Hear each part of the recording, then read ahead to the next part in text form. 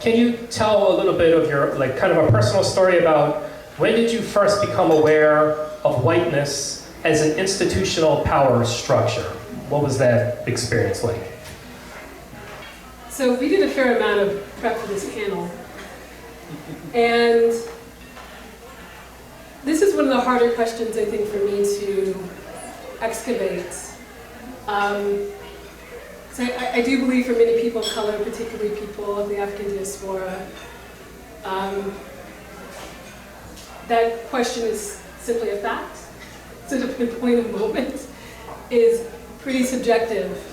And often I go back to a moment when I was fairly young. I was 5.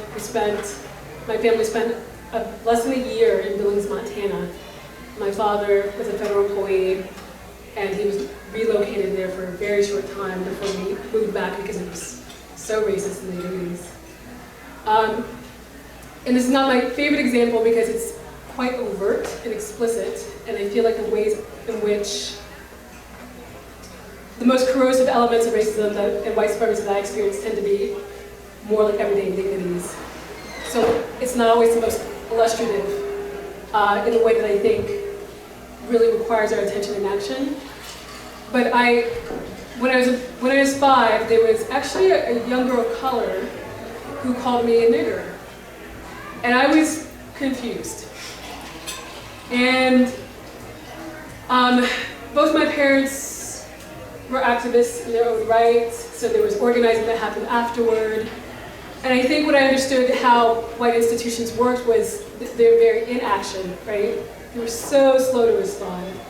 And I think it culminated in like a Martin Luther King education day, right? So such an inadequate, lukewarm response that my family had to organize a city around. And clearly that was an environment where my parents, who had choices about where we could be, felt we could stay. So that's one of probably many, many examples. But again, it's so explicit, it's almost comical as I look back at it. Because there's so many other things that I think could be just as demonstrative. That's one for me. Yeah, I'll just say I graduated college in 1999, University of Wisconsin-Madison, and yeah, go Badgers. Switching majors from journalism to African American studies was a real turning point in my life at age 20. And I went through all the stages of guilt and anger but I look back on it now and I realized that I understood or began to understand aspects of the Black freedom struggle like long before I understood myself. And I think the language change. It's like the language changes, but the systems don't, right? So white privilege, I understood the concept of before I understood white supremacy. And I would say maybe I understood white supremacy before I really understood whiteness. I'll just end it with that.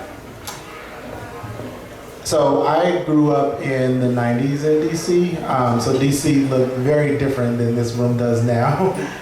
And so didn't necessarily grow up with a lot of white friends and white peers in high school.